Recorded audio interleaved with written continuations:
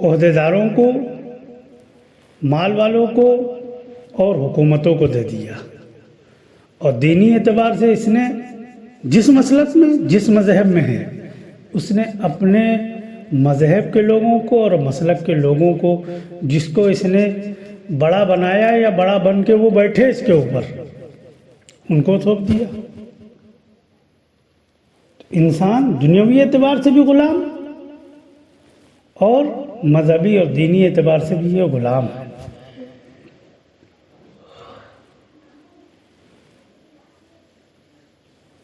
हालांकि अल्लाह ने इसको सिर्फ अपना गुलाम बनाया था। अल्लाह ने इंसान को किसी का गुलाम नहीं बनाया है,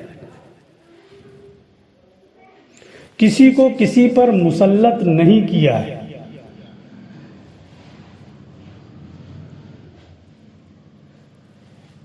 मुसल्लत किया किसी को किसी का आका बना के नहीं भेजा है। वो लाख बयान करते हो हदीसें मिंबरों पर बैठकर अपनी फजीलत में कि देखो हम इंसानियत के ठेकेदार हैं। अल्लाह ने नहीं बनाया है। अल्लाह ने हर एक को माया दिया है, हर एक को सरमाया दिया है, जिससे वो अपने रब को पहचान सके। और जिसको नहीं दिया है उसको बड़ी जिम्मा कर दिया है, उससे कोई कुछ भी नहीं करेंगे। तो जिस तरीके से दुनिया के अंदर चीज़ें आई, दुनियावी एतबार से दुनिया में तरक्की आई, लेकिन सुकून और इत्मीनान नहीं आया। ऐसे ही आज जैसे दुनियादार तमाम चीज़ों के बावजूद फेल हैं, तमाम हथियारों के, तमाम वसाइल के और तमाम ताकत के बावजूद वो फेल हैं, ऐसे ही दीनदार फेल है तमाम दीनदारी के बावजूद। रोज़ा नमाज करने वाला कामयाब है,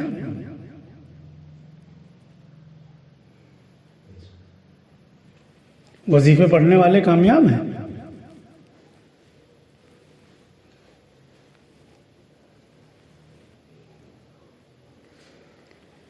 अब मौजूदा दौर में इसराइल की और फ़लस्तीन की जंग चल रही। फ़लस्तीन की नहीं बल्कि हमास जो एक ग्रुप है जिसको इसराइल ने पैदा किया था। ये जो हमास है इसकी पैदावार किसने की? इसको पैदा इसराइल ने किया था। और उसने अपना दिमाग लगा के उसको पैदा किया था कि ये जो हमास ग्रुप है ये फ़लस्तीन हुकूमत को नहीं मानता है,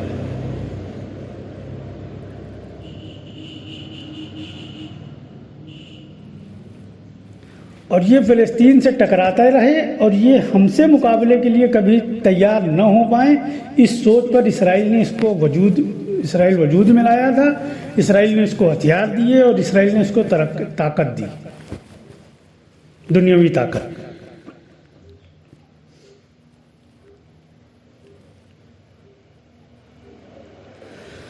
अब जब इसराइल और फ़लस्तीन की जंग चल रही है, हमास और इसकी, तो दुनिया में शायद कोई दीनदार बचा हो जिसने इसराइल के लिए बद्दुआ न की हो।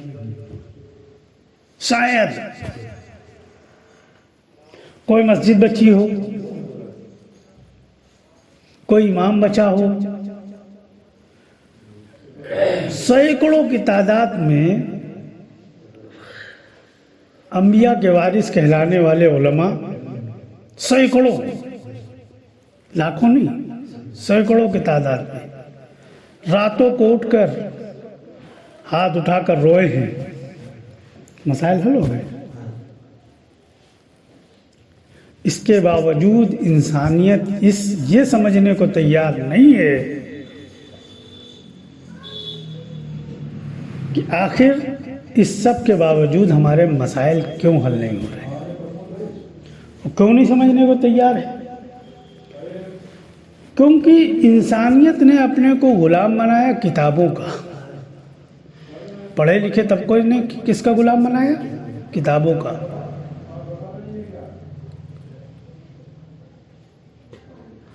और अवाम ने गुलाम बनाया किताब पढ़ लेने वालों का।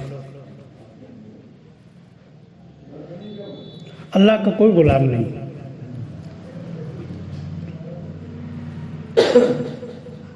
जो अल्लाह का गुलाम बन गया वो उसके लिए कायनात कोई चीज़ नहीं है, क्योंकि तमाम कायनात का कंट्रोल अल्लाह के हाथ में है।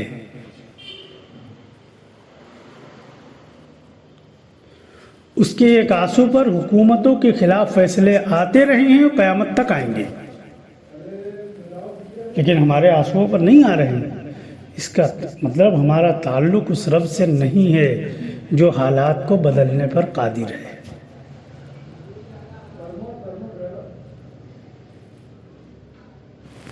दुनिया में देखो, सरकारें बनती हैं, चुनाव होते हैं। हमारे मुल्क में चुनाव की प्रक्रिया है। चुनाव में एक पार्टी जीतती है, वो अपनी सरकार बनाती है। मुखालिफ पार्टी के कुछ लोग जीतते हैं, वो विपक्ष में रहते हैं, सरकार में नहीं होते हैं। लेकिन दोनों जीत कर आए हैं, दोनों को आवाम ने अपने वोट से जिताया है, दोनों की एक ताकत है। लेकिन जो सरकार में है उसकी तो सब सुनते हैं, और जो सरकार में नहीं है एक सिपाही सुनने को तैयार नहीं सुनता है। कि क्यों? कि जब दुनिया के अंदर ही इतना बड़ा मामला है कि आप जीते हो, ठीक है, आपके पास वही ताकत मौजूद है, ठीक है, लेकिन आप सरकार से जुड़े हुए नहीं हो, सरकार के मुखालिफ हो। इसलिए पूरा तंत्र वो आपकी सुनने को तैयार नहीं है। ऐसे ही तुम फिरकों से तो जुड़े हो, रब से नहीं जुड़े हो। आज हमारा हाल क्या है? हम फिरकों से जुड़े हुए हैं,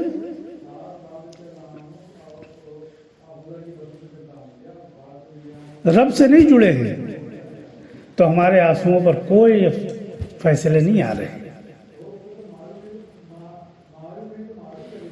और जितनी आवाज़ उठा रहे हैं हम मुखालिफ की दुश्मनी में, उतना ही हम पीटे जा रहे हैं। यही हाल दुनिया का है। विपक्ष आवाज़ उठाता है, पीटा जाता है। ये कोई आज का नहीं है, ये हमेशा का, हर मुल्क का है।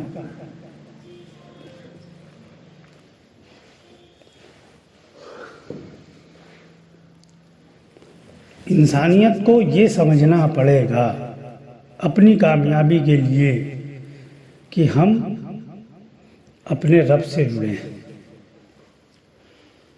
नमाज पढ़ लेना रब से जुड़ने की अलामत नहीं है, रोज़ा रख लेना रब से जुड़ने की अलामत नहीं है, दाढ़ी टोपी और कपड़े पहन लेना ये रब से जुड़ने की अलामत नहीं है।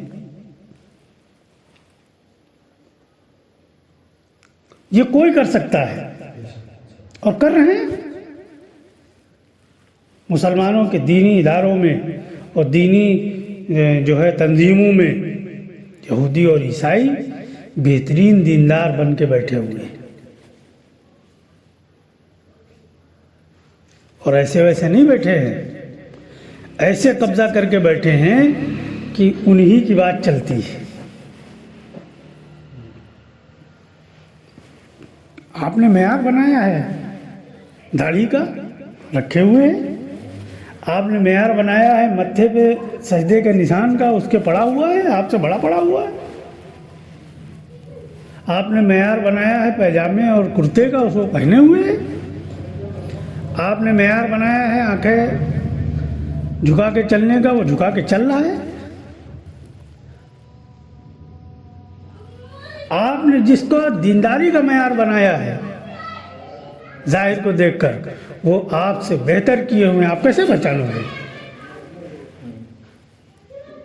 मेयार ये नहीं है।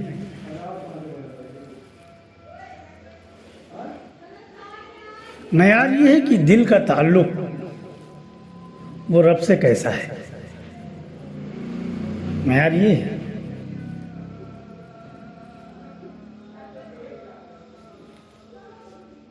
किताबें आपने कितनी पढ़ी, ये मेयार नहीं है। दाढ़ी आपकी कितनी लंबी है ये मेयार नहीं है। टोपी आप कौन सी लगाते हैं ये मेयार नहीं है।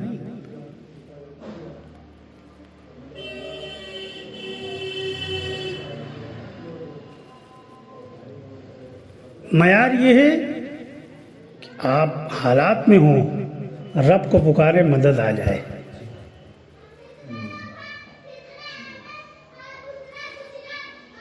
ये है उसकी दोस्ती। दोस्ती किसको कहते हैं?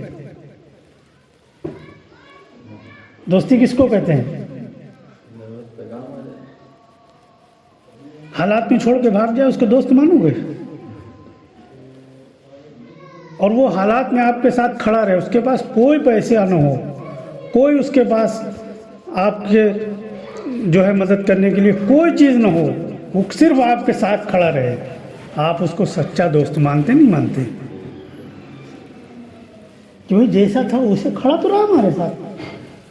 अब उसके पास पैसा नहीं था, ताकत नहीं थी तो नहीं थी, लेकिन उसके पास अपना जिस्म था, खड़ा था। झगड़ा हुआ, खड़ा था हमारे साथ, कह रहा था हम नहीं हटेंगे, आपके साथ हैं, गोली लगेगी हमारे लग जाए कोई बात नहीं। आप उसको दोस्त मानते हैं। और ज़रा से हालात हैं वो भाग जाए छोड़ के आपको, उसको दोस्त मानेंगे? हम सब धोखे में हैं। हम सब धोखे में हैं। अपनी नमाज के धोखे में हैं, अपने रोज़े के धोखे में हैं, अपनी तबलीग के धोखे में हैं, अपनी दाढ़ी के धोखे में हैं, अपने लिबास के धोखे में हैं। हम समझ रहे हैं कि आवाम से तो बेहतर है, ये नमाज नहीं पढ़ता, हम नमाज पढ़ते हैं। वो नहीं पढ़ता है, तुम पढ़ते हो, फ़र्क बता दो दोनों में क्या है।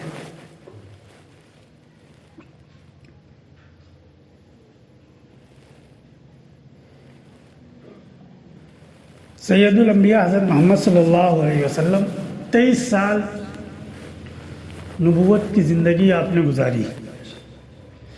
एक किताब का नाम बता दो कि आप लिखवा के गए।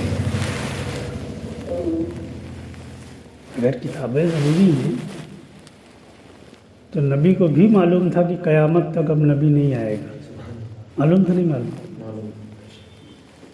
कोई एक किताब तो लिखा जाते कि क़यामत तक ये चलेगी।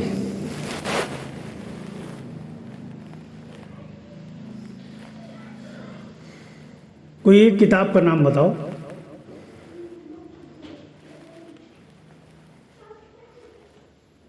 कि जितनी लिखा पढ़ी